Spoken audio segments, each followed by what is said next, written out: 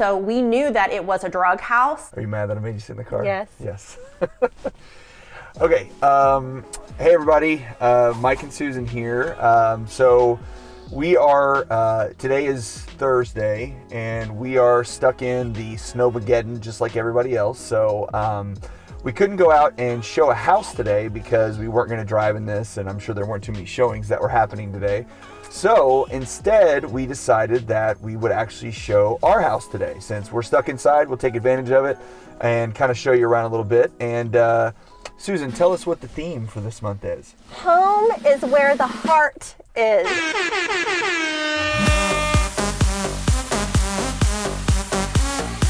See what I did there? See what you did there. Yeah. So our heart is here at our home, so we thought we'd start here. And like I said, since we're snowed in, we can't get out, we figured we would do this here. It's kind of ridiculous that we're sitting in the car right now outside, but this is how we start all our videos, so I figured we would start this way. Are you cold? Yeah. Are you really cold? Mm-hmm. It's a little chilly. It's certainly a little cold. 160 million Americans in 35 states on alert for snow, ice, flooding, brutal cold, the reported tornado as well, treacherous driving down power lines. Give us an overview of our nice home and how we got here. Well, so Mike and I have been looking for houses for, I don't know, about 9 months or so, and we had written offers. This is actually prior to me being a real estate agent. Our agent at the time had written a few offers on houses. The market was still definitely a buyer's market, so we had written some low offers, some offers that we thought were appropriate. They didn't get accepted for one reason or another. And I said, hey babe, there's this house that I think that you would really, really like. I want to go. Which is not what I was trying to hear when I was in the shower when she was coming up, but I want to go see it. And he's like, no, Susan, you know what? We decided that we weren't going to move. And I was like, well, here's the deal. It's in the school district that we want to be in for the kids. It's right still by our parents. It's in a really good location. And by the way, there's land and it has a shop and a basketball court. Yep. And need I say more? Yeah, the rest is history. Once I found out I had the basketball court, I was willing to come look at it. Now, it was, pretty old, outdated, we would say, would be a nice word, right? First of all, let's just say that the house had been on the market previously. It's so ugly and so outdated and just needed so much dang work that the listing actually expired. And what that means is that the house had not had any buyers, any interested buyers, and it just basically, the time on the market had expired and it had fallen off. So what we're going to do is we're going to go through and just show you, because we did do a lot of renovations here, so we're going to show you kind of some before pictures and after pictures when we walk through. Susan will talk about a little bit about what we did and why we did it, and kind of go through a few things, and then you'll be able to see kind of what it looked like before we got here and then what we did afterwards, so you kind of get an idea. And if you have any questions about like costs and stuff, we're happy to answer that stuff. Reach out to us anytime, but we just want to kind of show you what we did and go check it out. Are you ready to walk out into the snow? Yes. I'm going to film this. Maybe one of us will fall down and it'll be hilarious. I'm not going to fall down. I hope she doesn't fall down, but if it happens, I'm going to get it on camera.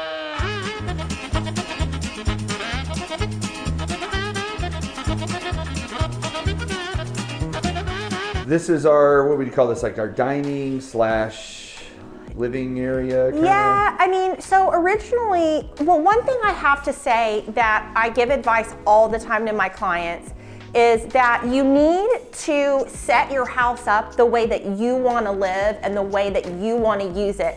And when you're touring a house, don't get hung up with how people have their house set up, what furniture is in their space, because if that's not how you want to use it, you don't have to. Originally, when we saw this house, this was actually like the den area. This wall, there was a wall right here, it wasn't open, and this was just their family room. So where our dining area is, was their TV room and their living room space. And for us, because we enjoy having our friends and family over, we love having the kids have their friends over, we knew that we wanted to live in this space, and it just made sense for us that the dining room and the kitchen were close. It was an open area where we could all gather together. So, I mean, obviously this is where we live today. Like, this is how we live. So our crap is everywhere. But yeah, so our kitchen here. This is where all the real estate magic happens, in that tiny little corner right there. That is technically my office, but I do a lot of work. This area was actually a separate room from the kitchen, and where this area is, our bedroom is back here, so there were French doors, and we just decided that we wanted to open up the space to make it all one big area, and that way we had just more room to entertain.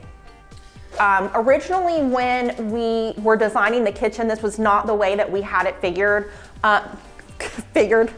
had it configured. Originally, this was going to be the island was going to be big and open with just the sink in the middle, and then the cooktop was going to be back here, and ovens and refrigerators were over there. When we opened up the area, we realized that we did have to move some plumbing, which was not that big of a deal.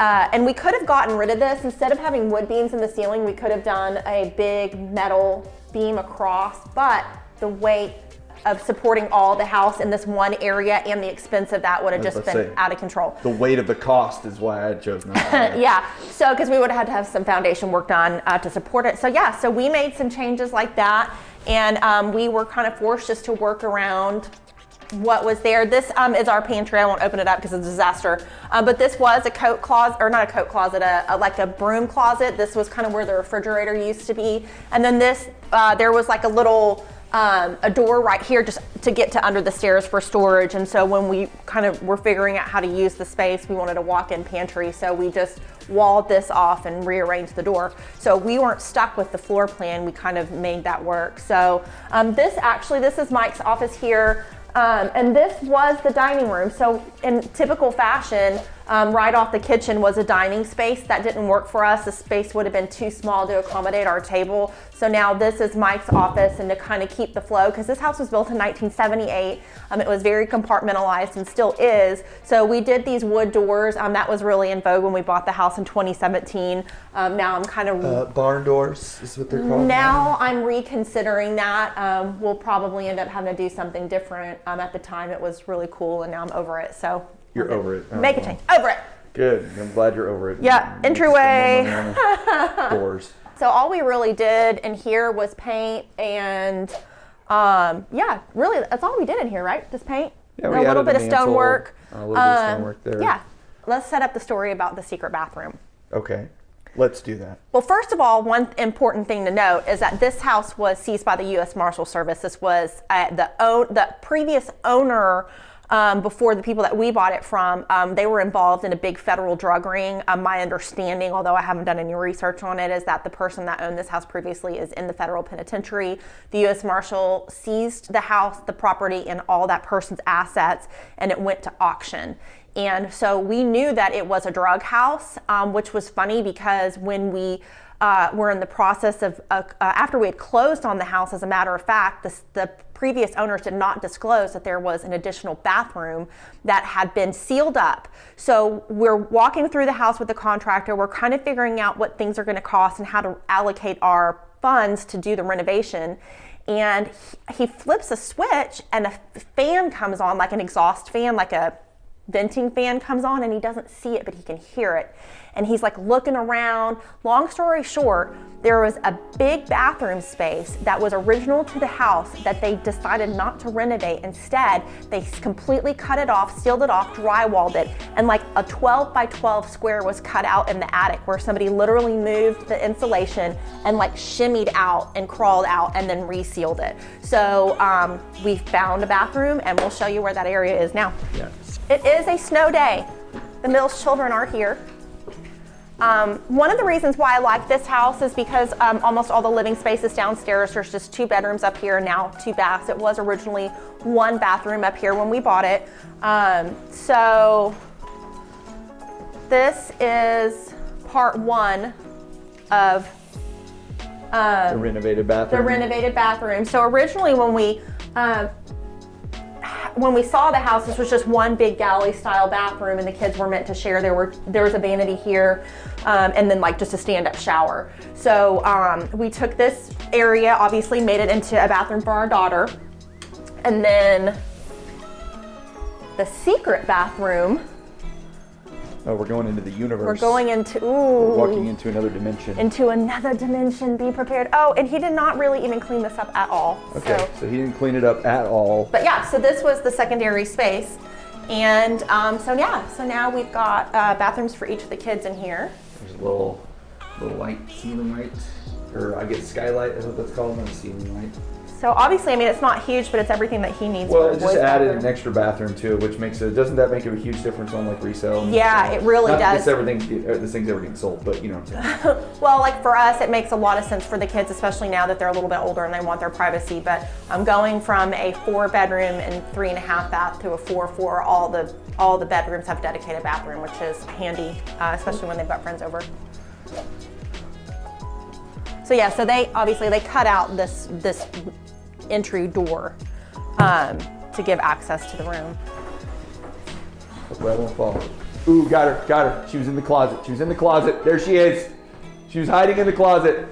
Dogs, of course, following us everywhere. Yep, following us everywhere. That's what they do.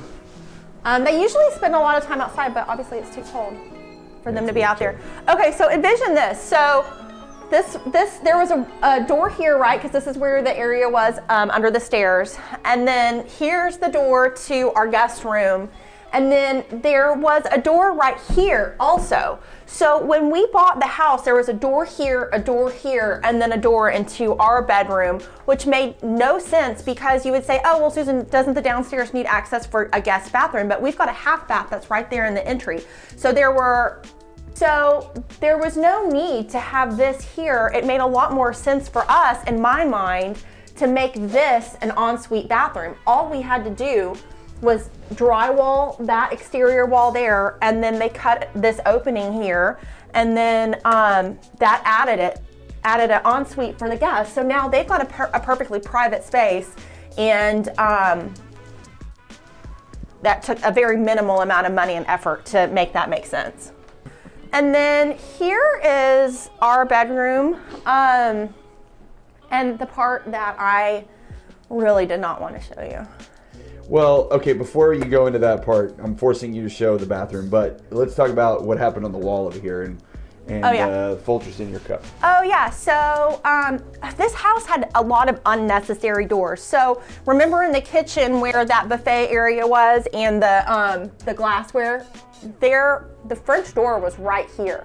So there were 2 entries into this bedroom, which made no sense because it was already an awkward space with the windows there and then the bathroom door there. So that was an easy fix, although Mike did not want to do that. Let the record state that he wanted to be able to come right out of his bedroom and right into the kitchen to get his coffee. However, they were glass doors. So that's exactly what everybody wants is glass doors from the main part of the house in looking into the primary bedroom. Well, I mean, just depends on what you're into, right? God help me. So we have not renovated our bathroom yet. This is kind of the last thing. Nobody ever sees this except for us, and I guess now everybody else. Now the whole internet is about to see our horrible bathroom. Tens and tens of people. Tens and tens of people are going to see this. People are going to see the bathroom. But yeah, so this area obviously has not been renovated at all. It is in original condition. This bathroom was not, I don't think it was part of the original construction in 1978.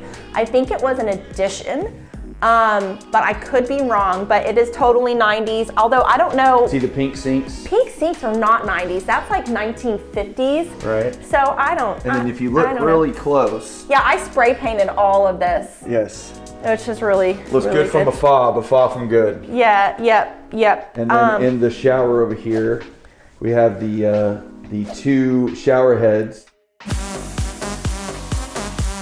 What do we think we're going to do when we actually renovate this sucker? Yeah, so this is probably going to be... oh, we show the green carpet real fast? Sorry, I forgot about that. On your side I can, yeah. You show my side. I'm not going to go up in There's hunter green carpet, which is really, really, really nice. Really awesome green carpet. Gorgeous. Gorgeous. Lovely. And, you know, no matter how much this bathroom is clean, it still looks, because the tile's chipped, and yeah, it's a whole sight to be seen. But this is something that we've been waiting for towards the end. We did some necessary things. Obviously, this house had a lot of deferred maintenance. We had to replace all the fencing. We had to redo our front gate. We had to do some exterior work and landscaping, and of course, getting the whole area up to speed. And this is kind of like Mike said, the last thing that we're wanting to do, and it is going to be a bathroom that will have some really exciting features. Really exciting features. Ooh. Well, exciting for us, I guess. So we had just been really waiting. What's the matter, buddy? We have been waiting to get this area done, but yeah, this is like the bane of my existence. This horrible bathroom. Yeah, we have broken cabinets, and we've changed out the shower heads a couple times. Yeah, she's not a big fan. It's just Band-Aids. It's just Band-Aids on this terrible space, but it is pretty spacious. Look, there's the broken cabinet right there. Just I love this. Yeah, you just have to do it like that. There you go. Right. Really nice. All right, guys. Thank you for joining us on this very snowy day. Like I said, we couldn't go anywhere, so we figured we'd show you guys around our place and take good use of our time. And we will continue on with the theme of what are we calling it? Well, home is where the heart is, or some things that are going to be similar to that. Home is where the heart is. Things that have to do with heart. Hearts? Okay. Hearts, because it's Valentine's Day. Yeah, we're going to be looking at, I think we're going to go into the heart of downtown. Yeah, right? We're going to go heart of downtown. We're going to go into the heartland. Yep, so something that would maybe qualify for a USDA or rural property. Okay, and what was the last one? Oh, something that'll give you a heart attack? A heart attack. Whether, I don't know if it's going to be super scary or super fantastic, but either way, it's going to be amazing. Something like that. All right, thanks guys. We'll see y'all next week. Bye. Bye.